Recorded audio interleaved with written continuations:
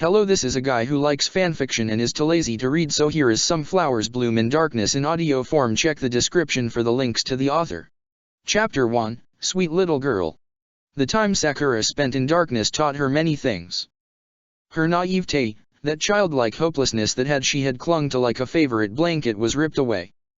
And now she was floundering, unsure where she stood in this dark, cold world entirely unlike her own. There was no sunlight in the cell. Deep underground, Sakura felt the layers of rock above her head acutely, conscious that, at any moment, they could all come tumbling down. It was funny. In the beginning, that had been her biggest fear. Something that made her toss and turn at night, praying to each and every hokage that the walls would hold. Terrified the tunnels would collapse and she would be buried alive. A few sessions with Amaka were enough to change her perspective. Now, she prayed for such a mercy. Thrown back into her cell, she could only lie in the blessed darkness, shielding her from the light and the horrors it brought. Her body screaming from Amaka's latest experiments. Pain came in many forms, Sakura had found. Quiet and shy, it prodded incessantly at her, keeping her from the world of sleep and the comfort it brought. Other times pain was violent, screaming at her over and over as it stabbed into her being. Weak. Weak. Weak. It howled, dragging venom-dipped claws down her sides. Why are you so weak? In the darkness, pain was her only companion. Holding her hand while she screamed. Whispering sweet nothings into her ear at night, fingers trailing lovingly over scarred, burned flesh. Laughing as the blade flashed, slicing her skin like a knife into ripe fruit. Blood bursting like juice from the wound, her life blood dripping onto the floor to be later scrubbed away by an impassive servant. Sakura prayed to each and every hokage for the rocks to fall. And yet, they never did. It could have been days or weeks later that Amaka finally succeeded. Sakura lay panting in a pool of blood and vomit. Pink hair stuck to sweat-drenched skin. The skin of her back burned. Sakura half expected to feel acid trickle from the wound. Or hear sounds of movement, as some unknown, unseen creature tore violently into her flesh. Neither seemed to be true. But the boundaries between her mind and reality continued to blur, currents of thought melting like ice beneath the sun. Amaka's laughter registered distantly. His voice driving needles into her skull. Fantastic, a complete blend of Baijuyu and human chakra. A hand gripped her hair, wrenching her head backwards. The side of Sakura's face felt sticky, caked with half-dried blood and vomit. The smell would have been overpowering. Unconcerned, Amaka leered at her. Of course, he said, voice musing. This one is merely a successful test. Her chakra is far too weak to handle any significant portion of three-tail chakra. Sakura stared at him. Her vision blurred. Three of Amaka's faces swam before her. The ground seemed undulate like ocean waves. Her throat stung as bile crawled up her throat. Sakura didn't have the strength to retch. She wanted to hate him. Wanted to rage at the small, satisfied glint in his eye. Sakura wanted to scream and curse as Inner once did. But now, Inner and Outer were gone. Killed the very moment a blade opened her flesh and she realized no one was coming to save her. Had she been stronger, perhaps things would have been different. Had she spent more time training. More time listening. Had Sakura valued her lessons more than Sasuke's approval. Had she placed her future above her looks. No.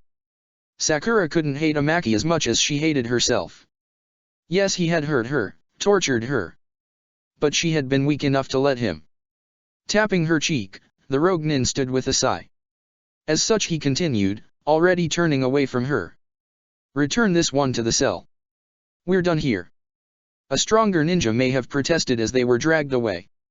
A stronger ninja would have protected the others. But Sakura was not strong.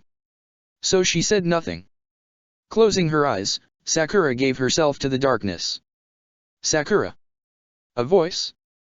Was she dead? Who was that? Sakura. Why does it sound so familiar?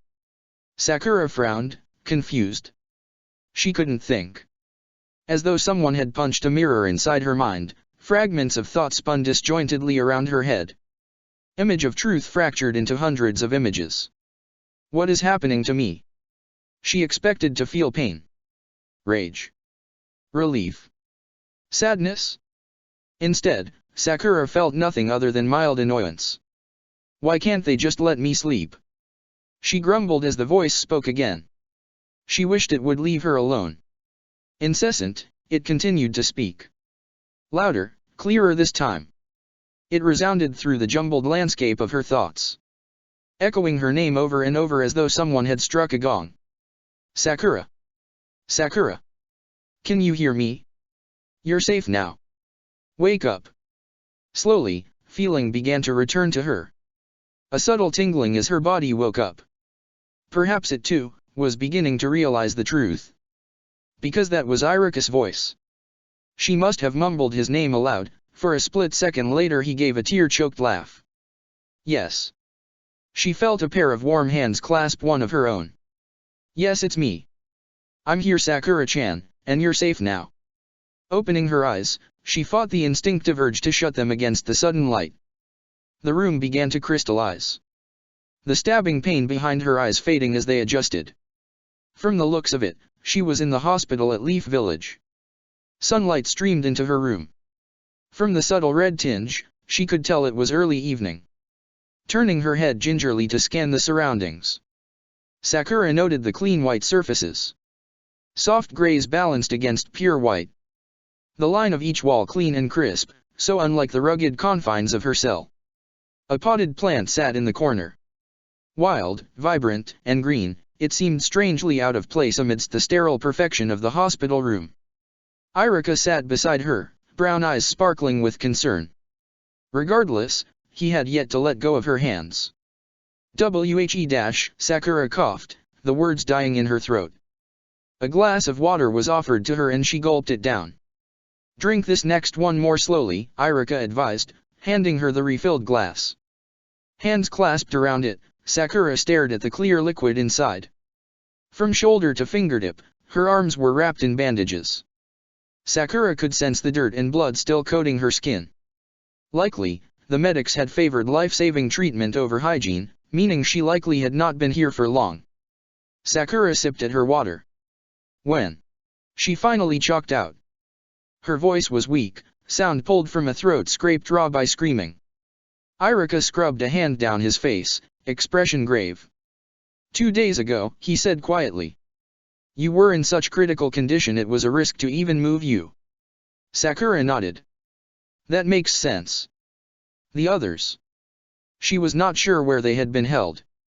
Occasionally, Sakura could hear their cries in the darkness. The begging and pleading and praying. Until one by one they all fell silent. And it was just her. Alone in that cell. Alone in the world. Iruka opened his mouth. There are 2 others. A female voice interrupted. Sakura turned her head. A woman, shinobi by the looks of her, stood to the right of her bed. From the way she carried herself, Sakura knew she was a warrior. Her lean body wrapped in an odd combination of leather and bandages. Mess of spiky hair kept from her face by the leaf headband. The woman's face had strong features. Broad nose. Big lips. Red eyes, like pools of blood peered down at her, her mouth pursed into a thoughtful line. Although she cast a critical eye over Sakura. Red gaze appraising. What was her name again? You are the only one now in stable condition. Which is all thanks to your strength and endurance as a ninja of Leaf Village. Iruka said. He smiled, but it didn't reach his eyes. Sakura could see the lines of tension within his shoulders. Strength. She felt the monster whisper. His scaled body coiled around her. Sapphire eyes gleaming as his flickering tongue tasted her fear. Can you truly claim such a thing, Sakura? She gritted her teeth. Anger, just the smallest bit, managed to filter past the lingering pain and exhaustion. Number 320, Sakura said dully. Iruka frowned. His confusion evident. I was one of the later subjects. Amaka went in numerical order. She met Iruka's stare, wanting to burn her next words onto his very heart. I only survived because I was one of the last to be sliced open. It had nothing to do with strength. Her former academy teacher opened and closed his mouth. For once at a loss for words. Silence fell. Sakura sipped from her glass. The female shinobi cleared her throat. Get some rest. Sakura, we'll see you later. She watched them leave, green eyes unblinking. She spent a total of 14 days in the hospital, drifting in and out of sleep. Sakura woke long enough to eat as much as she could stomach and use the bathroom before collapsing onto her bed in exhaustion. As she slept she dreamed. Her ethereal self striding through a landscape of past memories. Standing beside the monster she was now bound to, Sakura and her companion watched her younger self. It was class time, the clock hand barely ticking past noon. Head propped on her hands, young Sakura watched Sasuke, her cheeks stained a delicate pink. Her notebook lay blank in front of her, even as the class continued. Young Sakura didn't notice, nor did she care. Scowling, Sakura ignored the displeased flick of the serpent's tongue as the memory dissolved and they were thrust into another. She could barely make out the form of the snake beside her. Nothing, save for the scene of this new memory, was distinctive. This time it was a meadow, stretching infinitely forwards. The roiling green fields littered with thousands of pink and white flowers. No older than 5, Sakura and Ino sat side by side. Faces round with baby fat and eyes wide with childhood innocence Sakura had long since lost. Drops of sunlight filtered through the bright green leaves and onto their bodies. Golden coins spattering the ground like discarded treasure. The sky was a brilliant azure, unmarred by clouds. The faint drone of bees all but hidden under the twittering of birds. Still, the sounds blended together, a perfect cacophony of summer idleness. The genin watched with a pang as her old friend giggled, tying a brilliant red ribbon around her pink hair. There. That looks so pretty. Ino clapped her hands in delight. Little Sakura offering a shy smile in return. The beginnings of a beautiful friendship. One that had brought Sakura so much joy in her younger years. Where did it all go wrong? No sooner had she fallen onto that line of inquiry than the field lurched slightly. The world tilting on its axis to slide her 5 years into the future. In that very same field Ino pointed at her accusingly, her 10-year-old face flushed with anger. Forward. How dare you like Sasuke-kun? Sakura, wearing that ridiculous red dress that was entirely impractical for anything resembling ninja training but which she'd loved when younger, balled her hands into fists at her sides. I liked him first. You won't steal him from me. They continued to argue back and forth, until Ino spoke the pivotal words that would ultimately lead to the destruction of their friendship. Said in jest, Sakura had nonetheless taken them seriously. We are rivals. Rivals in love. Her 10-year-old self grinned, delighted at the prospect. She would win Sasuke's heart and finally she would get the better of Ino. I won't lose to you, Ino pig. Her friend squawked in outrage, face turning red. Too bad for it. Get ready to be my rival. Sakura sighed as this latest memory dissolved. A miracle that such a childish game would carry on across the years. It was supposed to be just that, a game, not taken so seriously. She was so distracted that the new scene before her barely even registered. Where is this? The snake's voice broke into her thoughts and Sakura jumped, forgetting his presence. She cast a brief gaze across the clearing. 4 figures stood in the center, facing a wall of ancient oaks, broad trunks stretching skywards. It's Wave Country. Kakashi-sensei is teaching us tree walking. Sakura watched as her younger self strode confidently up the tree. The boys too busy squabbling to notice. Sakura glanced at the enormous snake beside her, noting that his form was all but invisible. Incorporeal, only the barest outline could be seen. The snake seemed more like a mirage than anything. As if she blinked too fast he would disappear. A hissing chuckle. Trust me, little mortal, I'm not going anywhere. Cold fear dragged ice through her veins. Sakura grit her teeth, forcing herself to back to the present. Or was it the past? Why does this ninja shit always have be so fucking weird? This is easy. She called down. Naruto and Sasuke paused. They stared up at her with twin expressions of shock. Well, her sensei's voice was languid, hands in his pockets. Peering up at the tree, Kakashi's face crinkled into a smile. It looks like the only female on our team has the best chakra control. Sakura is further ahead than either of you in becoming Hokage. Naruto and Sasuke scowled. Hurling themselves forwards, the boys became immersed in beating the other. Heedless they were doing the task entirely wrong, and thus wasting energy, time, and chakra. How deplorable. Sakura glanced over in time to see the snake's tongue flicker. His head, barely visible, inclined in the direction of Kakashi. Your sensei, one who is tasked with creating strength from weakness, instead uses your achievements to bolster the others instead of improving you. Not. He paused, and she sensed a faint wave of ire. That you seem very focused on strength to begin with. Go take the rest of the day off, Sakura. Memory Kakashi murmured, eyes dipping back to his book. She could have fought him. Demanded some other exercise, some other aspect to train. Instead yes sensei. Her younger self announced brightly, grinning smugly at the boys before vanishing into the woods. Brightly colored dress and long hair practically screaming vanity. Vanity above strength. Infatuation over her career. Appearances over ability. A snarl of pure rage tore from Sakura's chest. I've changed. She spat. Oh? The question was mocking. The enormous, serpentine shape at her side falling silent. Expectant. Sakura swallowed nervously. The snake's chakra began to spin. Rotating faster and faster. Red mist quickly saturated her memory landscape. Spreading across the surface like flame to paper. Let's test that theory, shall we? A violent twist. Sakura felt as though every bone in her body had been knocked from alignment, her body and mind, or were they the same, struggling to comprehend what she was seeing. Her life. Snapshots of it, anyway. The memories fell hard and fast. A cascade of rainbow images and events. Blurring and melding in and out of focus. A waterfall of her 12 years. By the time Sakura managed to fixate on one, it was gone, quickly replaced by another. Her first steps, stumbling on stumpy legs over the kitchen floor. The delighted clapping of her mother and the proud grin of her father. The bemusement of her parents as she announced, at age 13, her wish to join the Ninja Academy. First day of class. So cool. Look, there's Sasuke-kun. Shut up, Ino pig.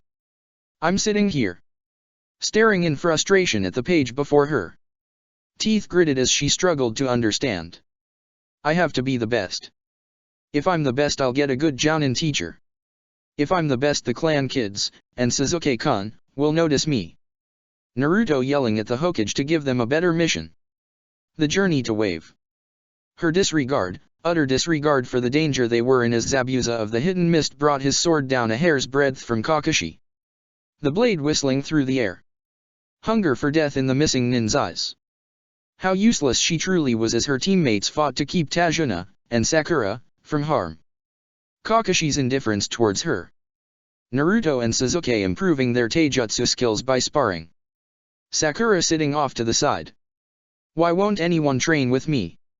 Are they afraid to hurt me? The memories came harder and faster. All her flaws. Her strengths. Achievements. Mistakes.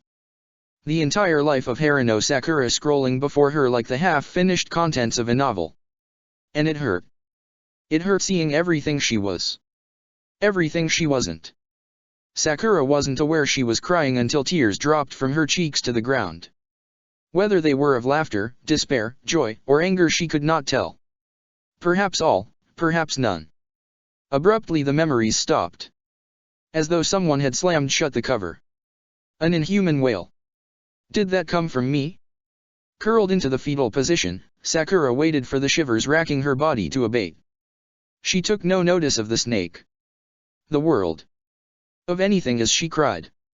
Wiping her eyes, Sakura stood on shaky legs. Dried tears leaving burning red tracks down her cheeks. Feeling curiously calm, she took a deep breath. It ended in a shaky exhale as Sakura found herself face to face with a monster. Fuck. My life. She was standing atop the surface of a lake which stretched endlessly in all directions. She could see nothing beneath the surface, only her reflection staring upwards in bemusement. The snake's gaze met her own and Sakura flinched back, a bolt of fear driving through her at the sight. He was Inormu. A mass of sinuous coils, elegant head swaying slightly as he surveyed her. Sapphire's eyes glimmered with intelligence. The scales of his body were a tapestry for every shade of blue. Indigo scales covered his back, so dark they were almost purple, shifted languidly to midnight blue.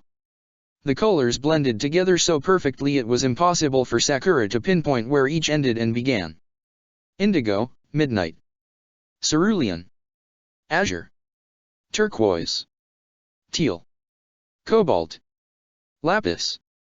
And hundreds of others she couldn't hope to name. The softer, broader underscales were colored soft pastel. Like the sky after dawn had finally broken. Delicate and fragile. Beautiful. The snake's pupils were vertical slits of inky blackness. They stood in stark contrast to the vividness of his eyes. Sakura took a small step forward. Breath hitching as he reared back slightly. "What are you?" she asked quietly. The creature's gaze flashed towards her hips and Sakura frowned. "It's almost as though he expects me to draw a weapon." The haunted wariness in his eyes reminded her, bizarrely enough, of Naruto. Like he was used to being seen as a monster. Sakura eyed the strength etched into every line of his elegant body. The glimpse of pearl-white fangs. His forked tongue flickered. Vibrant coral in a deep blue sea. A dangerous being, most certainly. But not a monster. Pushing back the terror that threatened to consume her, Sakura forced her legs to move forward. Each stride drew ripples across the lake. Small circles that expanded in size until they disappeared into the flat horizon. The snake watched her warily but otherwise did not move. Even so, he started as she placed a palm to his neck. The scales felt cool and polished, sliding beneath her touch like the finest of gems. Being from a merchant family, Sakura would know. "I'm sorry," she murmured. "I didn't mean to react rudely. I was more startled than anything." A faint hiss. "Don't lie to me, mortal. I can taste your fear." His head swung down, angled slightly so Sakura could peer into a single eye. She swallowed. "Fine. I am scared of you," she said quietly. Hesitantly, she stroked his cheek, ignoring the terrified beating of her heart. "But to tell you the truth, I'm scared of everything. It's part of why I'm so weak." "Untrue." The snake laid his head to the water's surface. His body slid around and around her, an ever-tightening coil of scaled muscle. Sakura's body shook slightly. A small circle of space had been left for her, roughly half a meter. Her arms, stretched out halfway, would be met with his body. Feeling much like a mouse in a cage, Sakura swallowed as the snake laid his head atop the coils, tongue flickering as he regarded her with predatory focus. "You are weak because you lack resolve. You are weak because you have chosen to follow distractions and petty human desires over the shinobi dream." Sapphire eyes flashed with anger. "You are weak, Sakura Harano, because you have allowed yourself to be." Sakura opened her mouth to retort and closed it again. She had no words to defend herself. It was true, after all. She wanted to cry. Scream. Tear out her hair.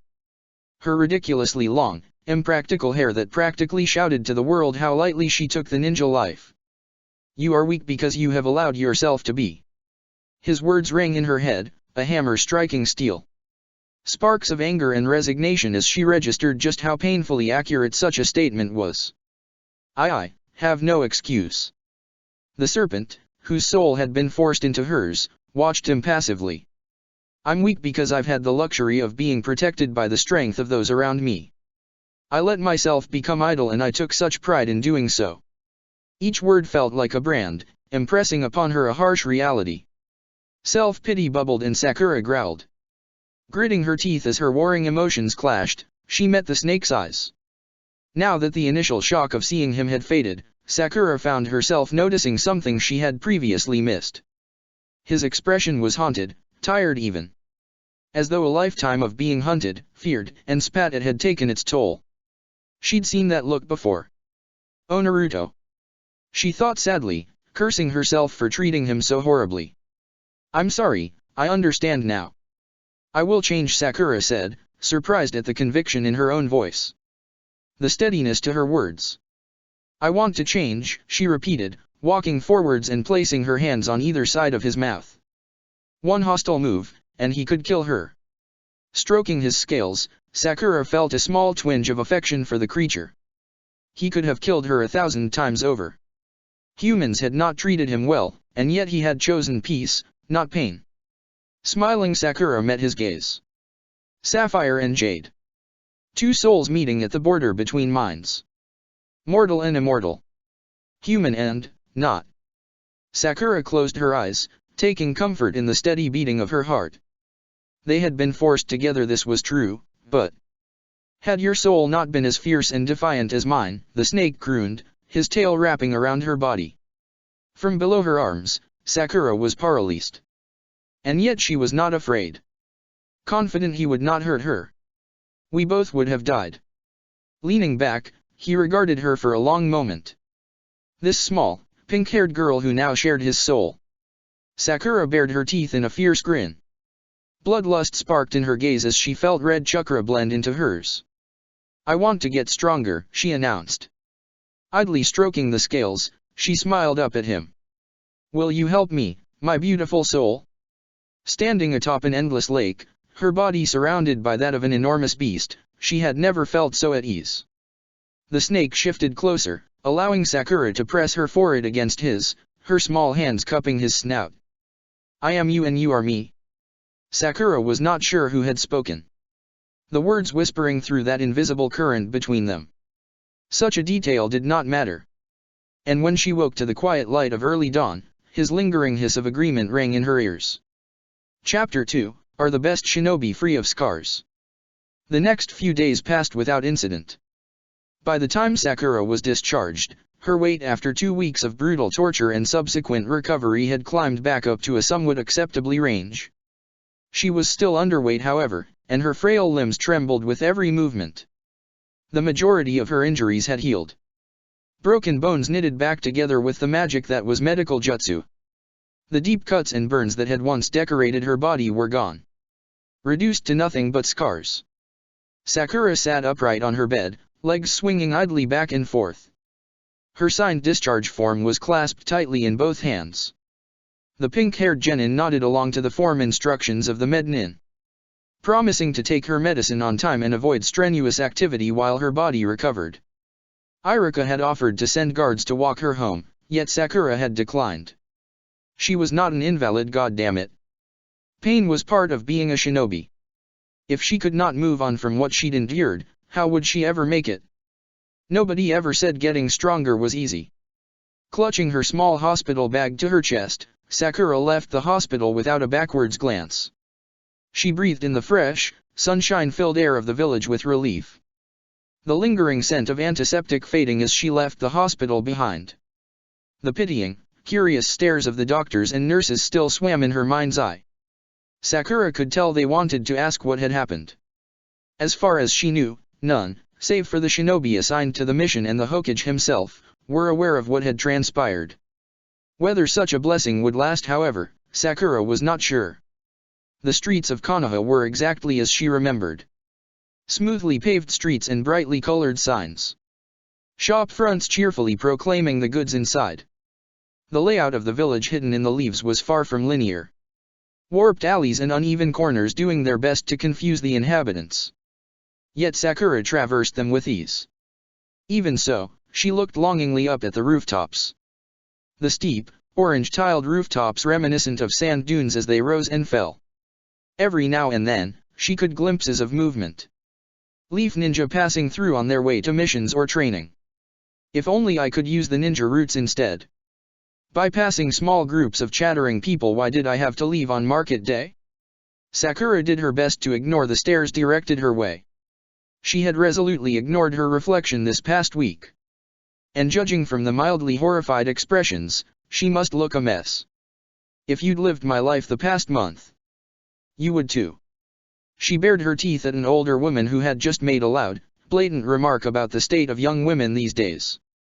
Fuck off, old hag. The woman's eyes widened. Her mouth dropping open in shock as heat rose to her cheeks. Sakura couldn't help it. Heedless of the crowd of witnesses, she laughed. And laughed. The sound racking her delicate frame until she all but keeled over. It was twisted and coarse and ugly. But the woman's face. Wiping tears from her eyes, Sakura stood. Her legs shaking with the effort. The journey back home was no more than 2 kilometers. It took 4 hours. Pathetic, gangly limbs all but bare of muscle could hardly support her. Sakura had to take many breaks, leaning against walls and trees and breathing slow and deeply, struggling to draw breath as sensations of the world threatened to overwhelm her. Everything was so bright. Whether it was due to her acclimation to darkness or something else she didn't allow herself to ponder. Home. Just get home. Whatever Amaki had done to her, it extended beyond the mental.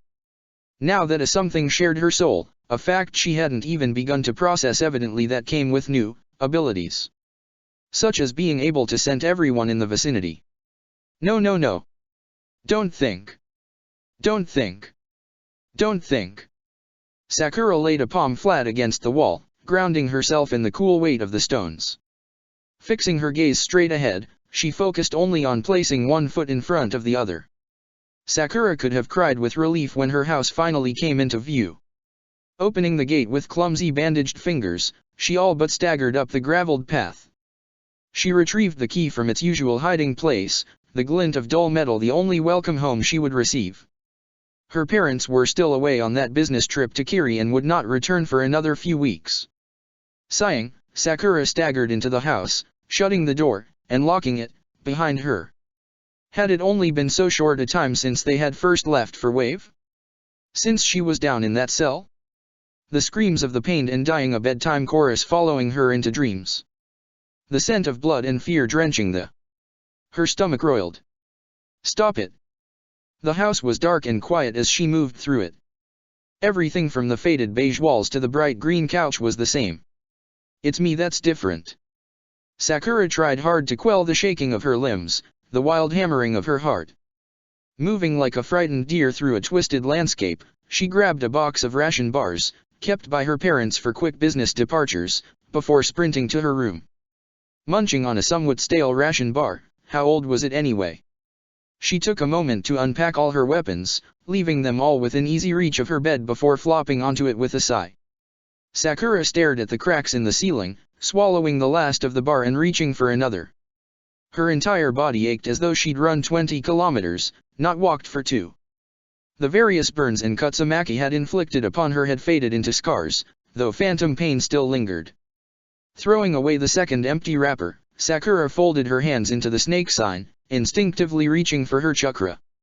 Her coils simmered in protest, drained almost to the point of exhaustion. Releasing the sign with a sigh and ignoring the disappointment curling her gut, Sakura stretched her arms behind her, relishing in the pop of her spine and the solitary quiet. Here, there were no nurses or mednins to check on her at all hours. There were no pitying gazes as she shied away from medical chakra, terrified at the brilliant green light that to her signified more pain, not less.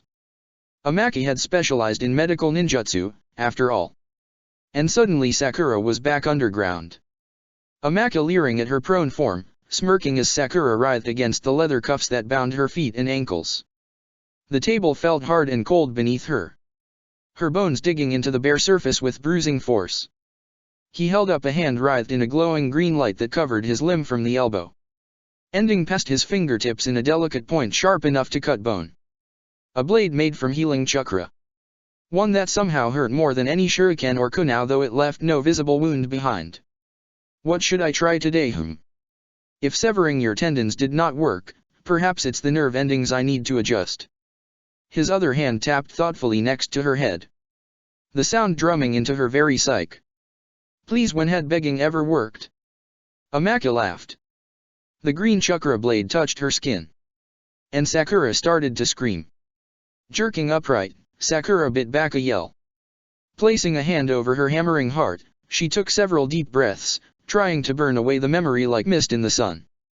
Her room was dappled with shadows, the outlines of her desk and dresser stretching ominously backwards, as though hiding from the fierce silver light of the moon. Wrapping shaking arms around her knees, Sakura rocked back and forth. I'm free. I'm safe. Amaki is dead.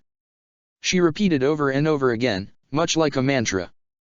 The serpent inside her let out a low, soothing hiss, and Sakura got the bizarre feeling her was attempting to comfort her. She smiled slightly. Perhaps she should have been more disturbed by the end result of Amaka's experiments. However, she had long been a person divided. The discordance between inner and outer Sakura, an instinctive response to who she was, and who she was forced to be. "You'll look so cute in this red dress, Sakura-chan. But I like pants." Marino Harino glowered slightly. "Pants aren't becoming for a young lady, now are they?" "No, Kaa-san."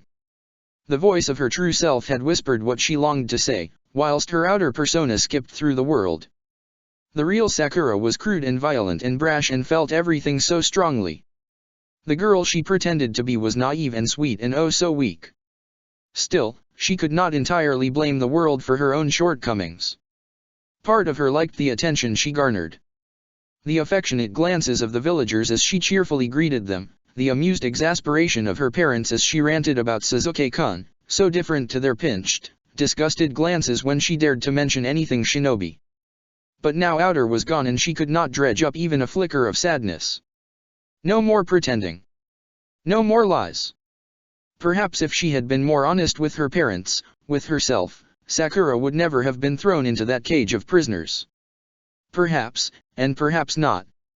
Hei's voice was faint and she wondered with mild alarm what was wrong. "I am the result of what should not have been tested.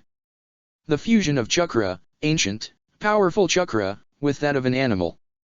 As such, I previously was not capable of speech before combining with your soul. I imagine as time passes, I shall all but fade away." Sakura blinked. "I don't want you to," she mumbled, unable to keep the sorrow from her voice. She was unused to being alone inside her own head. A hissing laugh. "It is not dying, mortal, merely entering another plane of existence. Parts of me have been alive for centuries after all. Do not feel sadness for a concept as thrilling as oblivion." Her hands fisted in the sheet, the cool fabric comforting against her heated skin. "If you say so. Shall I tell you a story to hasten your return to sleep?" Staring dazedly at her wardrobe, Sakura let her head fall back to the wall with a thump. The concept that her personal inner voice was offering to tell a bedtime story was ridiculous enough that she giggled. Quickly, the sound escalated until she was laughing, properly laughing. It felt good. The serpent regarding the action with mild concern. Sakura wiped tears from her eyes as the amusement finally subsided. Another lesson she'd learned from darkness. Life is short. And oh so fragile. A flower in bloom can bloom only once. Sakura mulled over the statement, picking over every edge with a fine-tooth comb. Finally, she murmured assent. The snake's voice flowed, sure as a swift river, painting brilliant images into her mind's eye as he recounted a tale of warm summer rain and abundant prey. Sakura closed her eyes, quietly lulled to sleep. She awoke 2 days later to mid-morning sun streaming through her bedroom window. Warmth soaking into her body. A glorious sensation, and one Sakura had never fully appreciated before. Yawning, she sat up in her bed, pulling aside the covers to lay her feet against the floor. Phew, yuck, I need to pee so bad. Muttering curses that would have made her Kaa-san faint, Sakura stumbled to the bathroom. Standing under the spray of the shower, she closed her eyes, tipping her head back and taking deep, even breaths. Sakura scrubbed at every orifice of her body, rinsing her long pink hair out again and again until all the dirt, sweat, blood, and grime was finally gone. When at last the water flowed down the drain clear and not brown, she turned off the tap, wrapping herself in a large fluffy towel. Relishing in the sensation of being clean, Sakura strode back into her room, grabbing the kunao she had kept within easy reach as she did so. Ever since Wave, part of her was always on alert, aware of how it had been all too easy for enemy ninja to take her off guard. Never again. Standing in front of the mirror, she stared at her reflection. The girl in the mirror was her, and yet not. Her hair was long and dark pink, still dripping with water. It clung stubbornly to the sides of her face and she brushed it aside, revealing a slightly larger than average forehead that had caused her such grief in her younger years. Sakura snorted, thinking longingly of the days when her biggest insecurity had been the size of her skull. Now they mostly centered around whether she would live long enough to even make Chiryunin. The disaster that was Wave and the torture that followed had shrunk her body. Even with a hospital-assisted recovery, she looked pathetically weak. Sakura looked in dismay at her gaunt face and limbs. They stuck out sharply, her bones prominent beneath her skin, like leather stretched too tightly over a rack. Letting the towel fall, she twisted one way and then the other. Scars in all stages of healing decorated her person. Old burns gleaming with ripples of healed skin, whilst the others caused by blades and other equipment she didn't want to remember stood out in dark red prominence. Glancing at her back, she bit back a whimper. A seal had been placed just below her left shoulder blade. A snake swallowing its own tail, gold eyes glaring accusingly into the mirror. Midnight blue in color and surrounded by symbols. Sakura knew she would not find book or scroll in Konoha. Foreign and invasive, the seal twinged slightly against her skin, a second heartbeat so faint Sakura could almost dismiss it. Except the occupant now lives beneath my skin. Unlike the seal of the Kyuubi, this one was designed not to imprison, but to integrate. The hospital staff and my rescuers must not have seen this. She realized numbly. Questions rose unbidden, taunting her with cruel realities Sakura did not want to face. If Konoha had treated Naruto so horribly as the savior of the village, what would become of her? Unknown seals were dangerous and unpredictable. Would anyone miss a civilian-born genin? Sakura's mind flashed to dark, dank dungeons. Surgical rooms and shining equipment. The steady drip of blood and the constant background noise of scribbling pencils and murmured arguments. They would not hesitate to pick her apart. Peel her open layer by layer until the wounds she bore now paled in comparison. Sakura tried to still the shaking in her limbs, forcing her mind away from such thoughts. I'll be careful, she promised herself, unwilling even to state the promise aloud. I can't tell anyone about this. The risk far outweighs the benefit and I would rather die than return to that darkness. Sakura examined her form in the mirror. Attention pulled to the present with a sharp yank at the sight that greeted her. New and ugly scars crisscrossed Sakura's back, as though someone had taken a sword to a training dummy. Dark red and raised, they contrasted violently with her pearl-white skin. Sakura ran her fingers over one, shivering slightly as she felt every bump and curve from when the blade had sunk deeper into her skin. The phantom sensation of those wounds still lingered. Once more tied to that table, Sakura remembered only agony as her muscles were systematically shredded to bloody ribbons. The hands of Mednins holding her down as they chattered idly amongst themselves, heedless of her screams. Amaki had stood a little ways off, holding a small black box. Gold outlines of Funinjutsu carved into its surface. Bending over her person, he undid the lock, opening the lid to reveal. Grimacing, she threw open her wardrobe, resolutely not looking at that broken pink girl. Not broken. The snake hissed, his words curling slightly with annoyance. Transformed. Throwing aside her many dresses, what the fuck had she been thinking? A ninja wearing bright red? Really? Sakura tugged on a dark green long-sleeved top and black leggings. Falling into some basic academy stretches, she marveled at the ease of movement. Unlike with the dresses, she did not have to restrict her form, conscious of accidentally revealing too much skin or tearing the beautiful fabric. Rifling through the remainder of her clothes, Sakura tossed them into two piles, practical and not. For fuck's sake, how many dresses does one girl need? By the time she was done, the collection of usable attire was pitifully small. The dresses and other girlishly pretty clothes taking up an entire quarter of the room. I wonder what Kaa-san's expression will be when she discovers I've donated them all to the orphanage.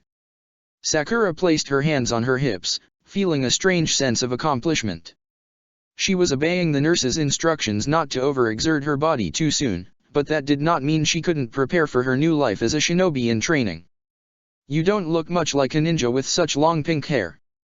It's practically begging to be pulled. Such an oversight could get you killed. The snake's voice cut into her buzz and Sakura had to agree, albeit reluctantly, that he had a point. Long hair was for strong, accomplished jounin. Those that had the confidence and the skills to back it up. For a genin? It added another weak spot she simply couldn't afford. I wasn't aware you had anything but weak spots. Shut up. Abruptly, Sakura's stomach growled and she wrapped both arms around her waist, hunger clawing at her insides. All but attacking the box of ration bars, she finally slowed down after eating 4, barely even noticing the salty sweet taste. Wiping her mouth, Sakura turned to the full-length mirror once again. Now I look more like a ninja. Her simple, standard shinobi outfit brought not distaste at such plain attire but satisfaction. The fabric was good quality yet light and breathable, perfect for hours of exertion or days spent surveying in colder weather. Still, there's the matter of my hair. It had long since dried, and Sakura idly examined the pink locks. How many times had Amaki and his cronies pulled her along by her hair, using its obscene length to drag her from one room to another, Sakura helpless to do anything but follow, trying not to trip over her own feet or cry out at the pain in her skull. When you can beat Kakashi in hand-to-hand combat, then you can grow it out again. Facing her reflection in the mirror, she took a deep breath. Sakura grabbed a kunao, the blade glinting like sunlight off water. Gathering her pink locks into a single mass just below her shoulders, she gripped the weapon so tight her knuckles went white. A precise flick of her wrist had the pink locks falling to the ground. Like cherry blossoms at the end of their lifespan, her hair lay in flat piles at her feet. The new haircut was rough. Just above shoulder length it ended in spiky pink locks. The left side slightly longer than the right. The day Sakura left the hospital, Iruka had handed her the Hitayate of Leaf Village. Tying it to her forehead in order to keep hair from her eyes, Sakura smiled to herself. Transformed her. She repeated the earlier words. Perhaps not quite yet. He mused. You are getting ready to shed your first skin. Transformation is a process, is it not? Sakura grinned, her white teeth flashing like fangs. Damn right it is. Chapter 3, Village of Poison. It took Sakura 3 days to make it past her garden. 3 days of fighting with herself and her newfound abilities. I never realized how many scents exist in the world. Ducking back inside, Sakura breathed slowly and deeply. Each time she stepped outside was akin to being drowned in sensations. Coffee, flowers, people, emotions, sunlight, rice, fresh linen. Clutching her head, Sakura groaned, fighting back panic. Too much, it's all too much. She was almost relieved her other senses had remained unchanged. The increased olfactory ability was more than enough to incapacitate her. Yes, little mortal, they can be quite overwhelming. Sakura snorted, that's an understatement. Placing her back against the wall, Sakura slid to the floor. I'm used to barely being able to smell flowers in full bloom. How am I supposed to function, let alone train, now that I can tell my neighbor 2 houses away is brewing coffee? Arms wrapped around her knees, she sighed. What if I can't deal with this? What if I'm too weak? The snake paused, his scales scraping softly against each other as his head tilted in thought. You will adapt. I have faith. The seal below her shoulder blade twinged slightly, as though in agreement. The seal, Sakura had discovered, functioned much like Naruto's. Spending the majority of the time invisible. That first day she had noticed it appeared the exception to the rule, for it had faded into her skin not long after. The only time it had remembered had been after a nightmare, when Sakura had fallen asleep in the bath only to wake screaming. Images of blades, fake smiles, stone caverns of pain and hospital beds darting through the expanse of her mind like monstrous birds. She had leapt from the bath as though on fire. The skin of her back burning as she fought to slow her racing heart. Sakura had twisted to examine herself in the mirror, half terrified she would find a fresh, bleeding wound. Instead, the seal had re-emerged. The scars across her back paling in contrast to its dark prominence. As the shaking in her limbs gradually slowed, it too had faded, as though linked to her own emotions.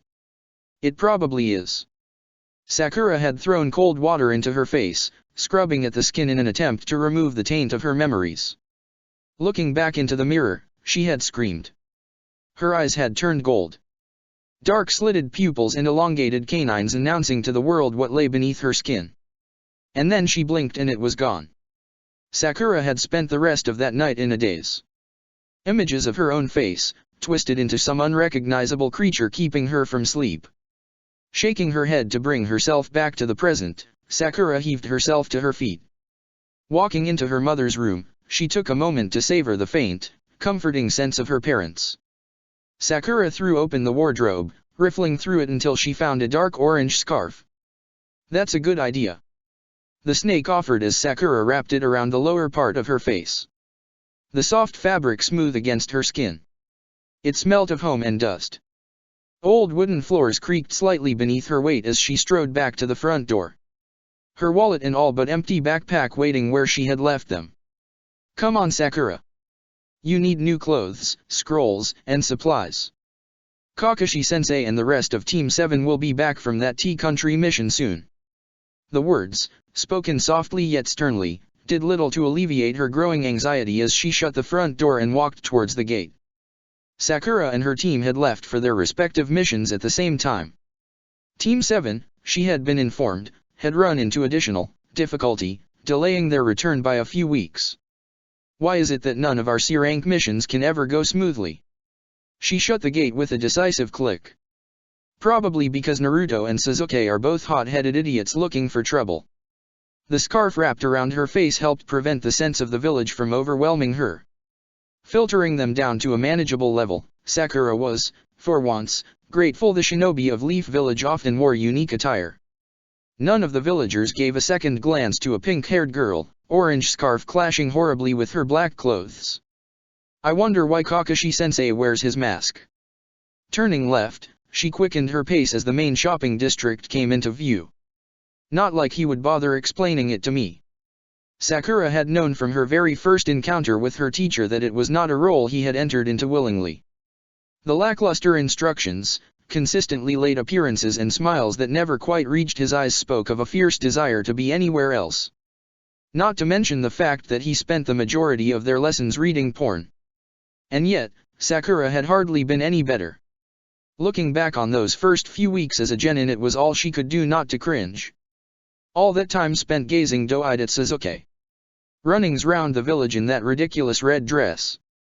Practically falling over herself to please a boy that didn't even like her. What was it he had said? "TCH. Go away. You're annoying." Scowling, Sakura kicked at the ground, anger and self-loathing thrumming like blood beneath her skin. It was more than evident that Sakura did not take training seriously. So why had she expected Kakashi to? "Have you ever, for even one day, taken the life of a shinobi seriously?" Waking from slumber to hiss the question into her ear, he moved silently across her subconscious mind. His movements left curved ripples behind, as the serpent moved atop that curious ocean where he now resided. What part of her he lived within Sakura did not know. Yet she could see and feel his actions as clearly as if he were in the material world. Fixing her gaze straight ahead, she scanned the shop fronts with practiced ease. Bold colors jumping out at her with every step, trying their hardest to garner to her attention. Boxes overflowing with fresh produce were arranged in neat displays. Assortments of fresh fruit still gleaming with the morning dew, having been harvested only that morning. Mountains of apples shone like polished rubies beside bowls of raven dark blackberries. The sweet, crisp scents wove tantalizingly through the air.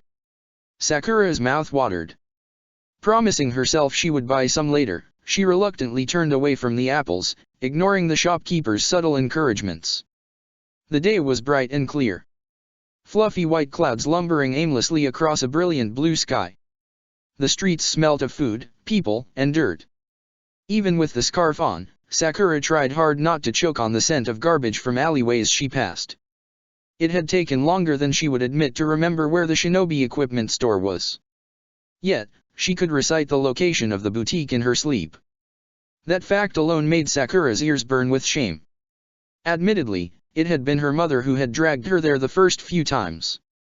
"Although you insist on following such a vile career, you can at least look civilized." Whilst Sakura adored the delicate fabric, entrancing designs, and brilliant colors woven into every dress, she recognized there was a time and place for such things. A larger, secret part of her had always longed for the simplistic and practical attire that many of the Chiryunin and Jounin wore. "I'm sorry, mother. From now on, my career will always come first." A small sigh of relief escaped as she stopped in front of the shop. Unlike the civilian stores, its facade was discolored and worn. Chips of paint had fallen from the brick and the cracked sign swung lazily in the wind. The interior, by contrast, was immaculate.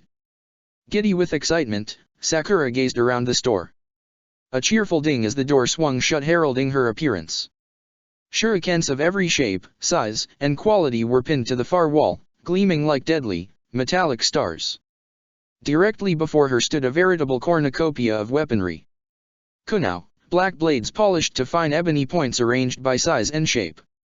Collections of senbon were clustered into groups of 10, arranged by height and weight order, small cards beside each hosting a suggested list of properties.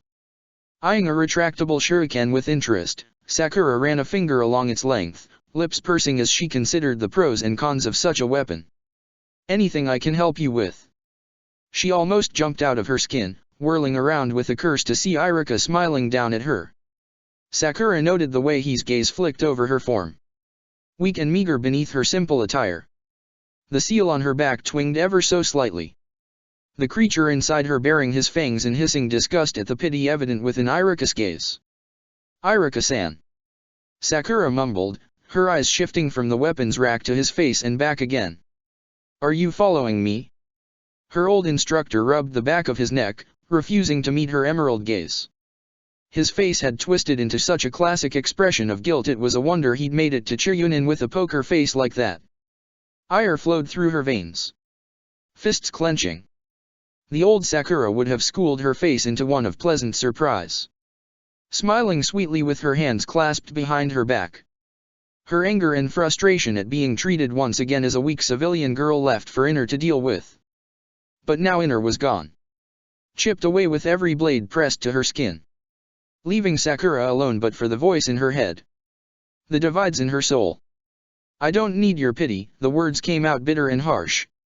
A protection detail she could understand. Yet no one had informed her of such a thing. Why would they bother? Nobody knew about the seal. She was deemed physically and mentally fit enough to be released. Which meant Irika-san was here of his own volition. Part of her was touched her cared so much. Yet Sakura disliked the way he looked at her. As though she were liable to burst into tears at any moment. I'm just worried about you, Sakura. Well, don't be.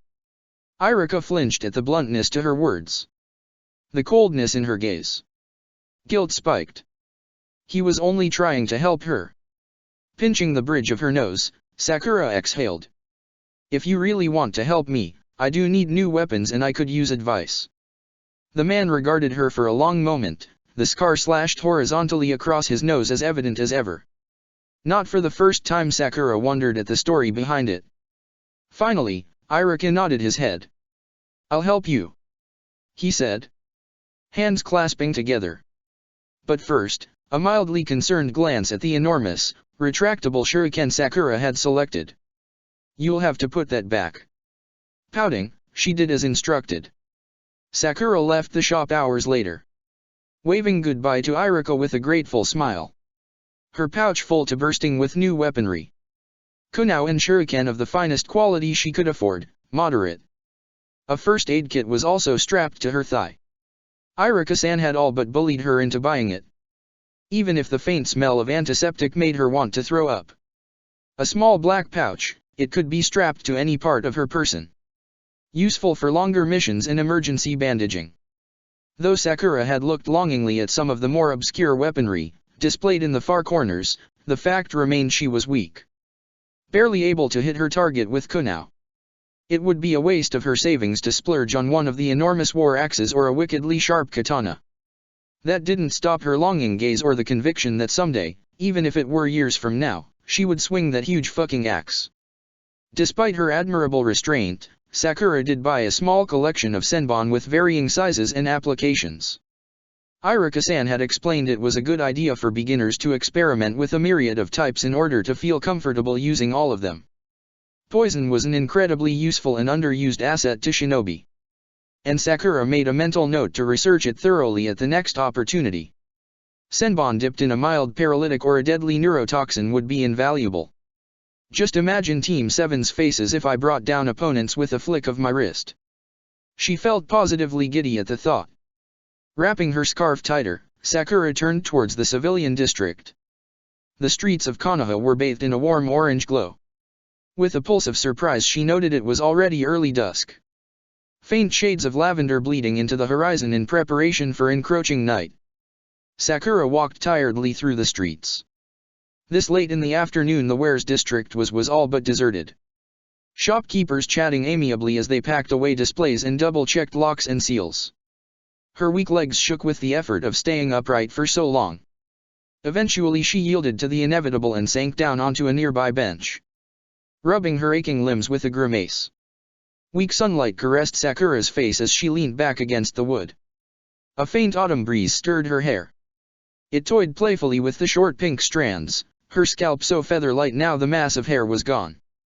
Yawning beneath her makeshift mask, Sakura thought back to her afternoon.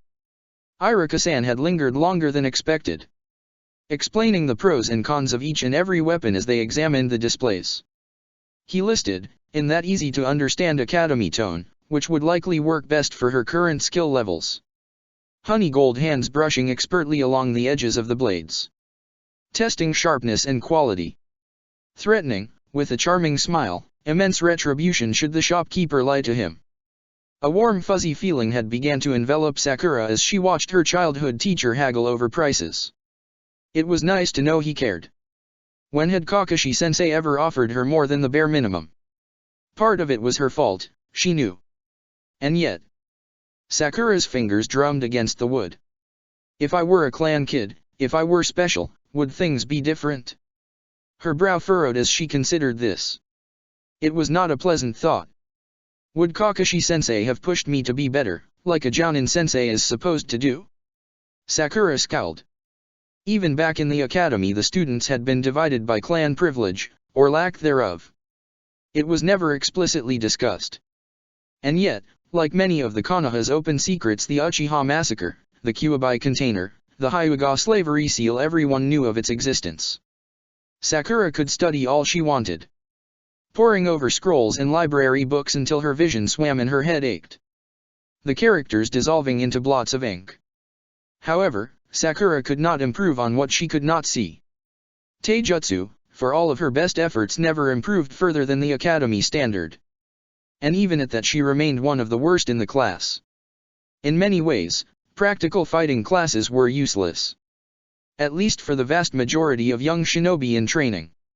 All the clan kids received private schooling and instructions on a wide variety of combat styles, many being secret family techniques passed down the generations. Clans often supplemented such knowledge with Kekkei Genkai or hereditary traits, impossible for outsiders to learn. This ensured clan and non-clan mock fights would always be incredibly skewed. Where does that leave us, the civilian-born shinobi? Sakura bit her lip in consideration. The day was rapidly drawing to a close. Lavender wounds bleeding indigo blood across the darkened sky. A dog barked. People laughed. The chink of classes and chattering laughter drifted on the wind from kilometers away. Snapshots of numerous lives intermingled. Sakura gazed down at mildly calloused hands, limbs that had been so useless on her recent mission. Maybe if she'd acted sooner. If she'd been stronger, braver, faster, better. Maybe if she'd been more. Raiko would still be alive. I was the same in Wave 2. The realization came with no small amount of self-loathing. Naruto and Sasuke had all but carried her through combat. Although the purpose of the mission had been to protect the client, which Sakura had done, she held no illusions that, had Zabuza managed to break through Team 7's defense, Tajuna would be dead. Her combat ability was pathetic and had progressed little. Not that it was surprising. Had she even tried to improve? Taijutsu classes at the academy were always an exercise in humility. No matter how many scrolls she devoured, the results were always the same. Sound defeat. Sometimes marginal victory. With every fight she was knocked onto her ass. The mocking laughter of her classmates echoing like disjointed bells, closing in on all sides. Suffocating. Newly blooming bruises and fresh cuts were nothing to her wounded pride. Sakura would always try to hide the tears. Born of shame and frustration, they ran down her face to water the dusty ground. It was rarely from pain that she cried. the ball of disappointment growing with every failure until it choked her throat, preventing any kind of retort to the harsh remarks from peers. Occasionally even teachers. Perhaps you should consider a different career path, Sakura-chan. Irika had once remarked as she brushed dirt and mud from her dress. A bruise already forming across her jaw from that single-hit knockout. The words had been said in jest. Her teacher smiling to indicate he didn't truly believe it.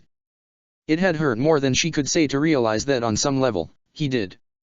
More than 6 years and she'd learned to take more punches, not avoid them. No. Sakura's taijutsu was complete and utter shit. Sometimes her eyes would meet Sasuke's. Sakura would see the utter disgust at her weakness.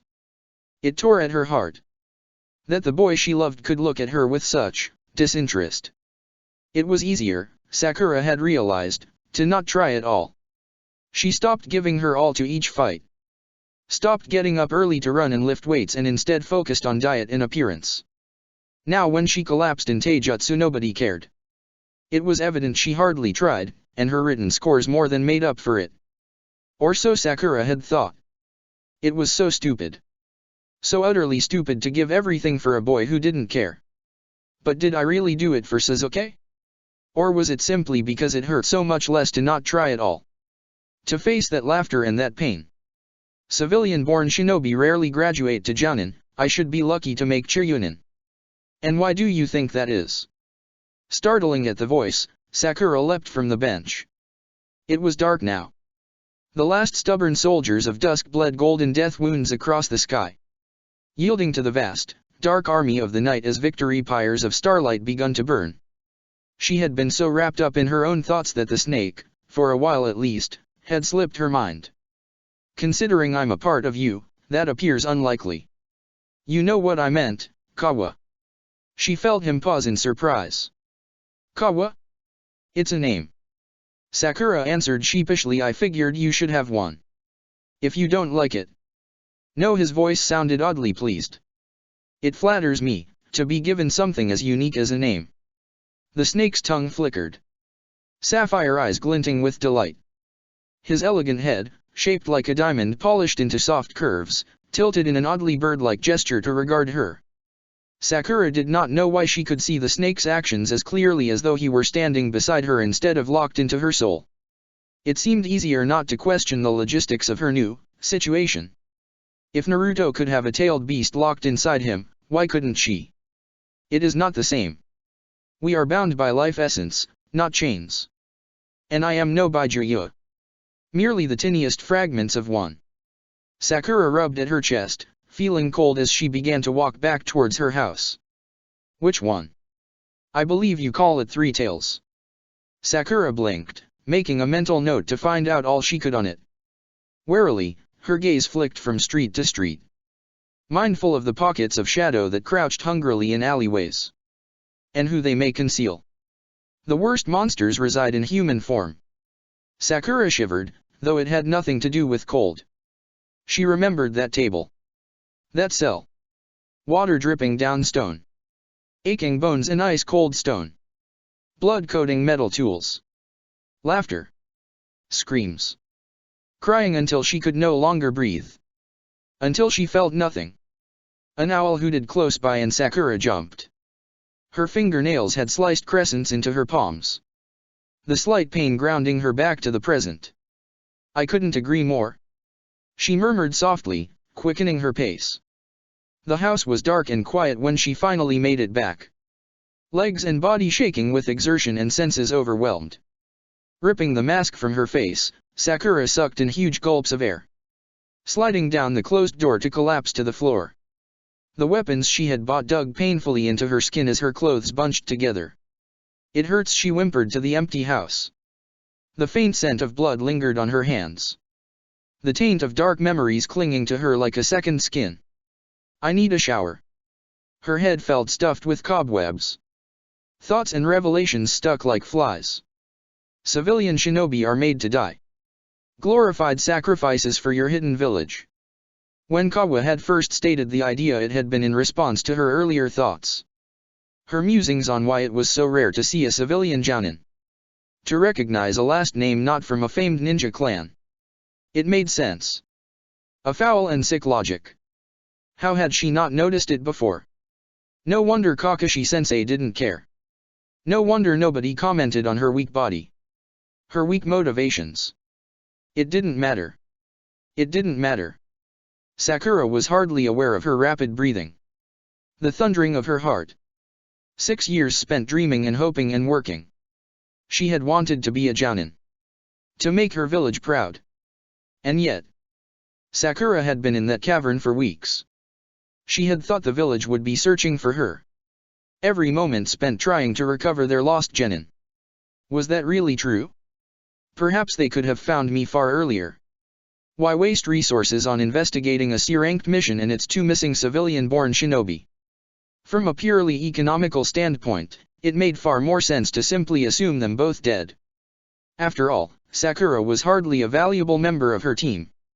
And her partner, what was her name? Rika. She had also been from a civilian background. A Chunin. Strong enough to protect a genin.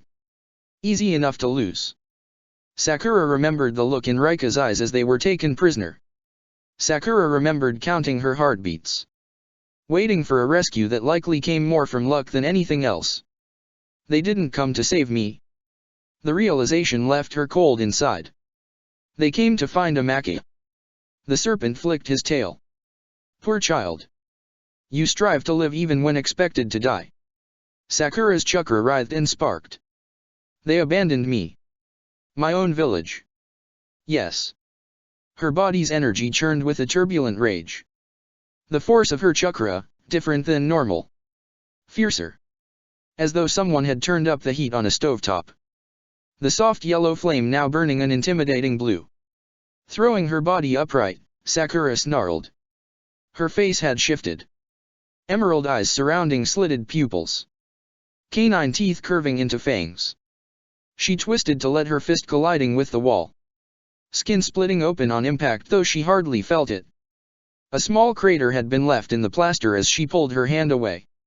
Splatters of red dotting the paint. Panting, Sakura looked at the indent. Still shaking with fury. Red-tinged chakra coiling around her body as though seeking to strangle the source of her pain. And in that moment, Sakura wanted nothing more than to watch Konoha burn. Chapter 4, Catch Me If I Fall. Waking on the floor of her hallway to late morning sunlight. Her hand stung, dried blood crusted the knuckles. The hole in the wall glaring accusingly. Sakura groaned. My parents are gonna kill me. After repurposing one of the family portraits to artfully cover the damage, Sakura dragged herself into the kitchen. Strong coffee and breakfast were both needed. The oven crackled as the flame lit. She watched it dazedly. Tongues of yellow flame licking hungrily at the underside of the pot. Eventually it hissed. Bitter liquid bubbling to fill the entire house with the scent of coffee. Her sensitive nose twinged. Pouring herself a cup and stirring in milk, Sakura carried it over to the table. Watching the steam rise effortlessly from the mug, she thought of the fluidity of Kakashi's movements. How he moved so easily through every fight. Seemingly more mist than man. And yes, he had years of experience on her. Even so, her sensei had not always been a jounin. Sakura swallowed a mouthful of rice. Even Kakashi Hatake, infamous copynin, was once genin. All strong shinobi build themselves up from nothing. And the foundation each rely on is the same training. If you want to survive this life you have chosen, your fangs must be sharper than those of your enemies. Sakura looked at the empty notebook she had placed in front of her. I'm going to prove Konoha wrong. I will be so much more than cannon fodder. Even if there's nothing but civilian blood flowing through my veins. Sakura picked up the pen. And began to write. It had taken her that entire first day to draft an acceptable training plan. Her physical condition, especially as a shinobi in training, was lacking. Don't you mean pathetic? I didn't ask for your opinion. We are one and the same being. My opinion is yours. Even if you refuse to admit it. That particular comment she resolutely ignored. Instead focusing on the scrolls splayed like paper wings across the table. The titles stood out in bold. Chakra Theory and Practical Application. Taijutsu Conditioning and Recommended Training Plans, 4th edition. The basics of elemental chakra manipulation. Illusions, D-rank genjutsu. And dozens of others that had stirred her interest. Unfortunately, the days were too short for her to read them all. Sakura had been forced to prioritize choosing scrolls that focused on strength building and improving her meager chakra reserves. There were pitifully few ninjutsu she felt comfortable learning, especially alone. Only prodigy ninja were capable of mastering many sans instruction, and Sakura was certainly no prodigy. That doesn't matter. Naruto isn't either, and he's already so strong. For all he was insulted and hit, the label dead last a leaden weight only adding to the struggle to achieve his dream, the boy never allowed it to bring him down. His sunshine smile and bright personality belying the iron determination within. No matter how much he failed, Naruto always got back up. His dream unwavering even in the face of so much doubt. And Sakura had treated him so horribly. What do you dislike, Naruto? She grimaced at the memory of the Team 7 introductions. No wonder Kakashi barely looked at her. She could all too easily imagine how stupid she looked in his eyes. The dress, long hair, and girlish adoration. I hate the only kid that's ever accepted me for me. And I love the boy that despises my very existence. It was a wonder she had made it this far at all. Kakashi-sensei must think I'm an idiot. Most definitely. Images of Naruto crowded her mind. His careless grin stretching from ear to ear. Raucous laughter trailing behind an orange blur as it sped through the village. Civilians shouting obscenities and trailing glitter behind them as they chased. Whisker marks across his cheeks crinkling as he slept through the classes, spiky blonde hair in constant disarray. Sakura had hated him. Or at least, she thought so. From a young age her parents had warned her away from the orphan boy. Faces contorted to pure disgust as they ranted of the vermin permitted to live within Konoha. She hadn't entirely understood their aversion to him. But being a dutiful child she had, of course, attempted to mimic it. Naruto has never deserved any of it. What right does anyone have to treat him so horribly for something he can't control?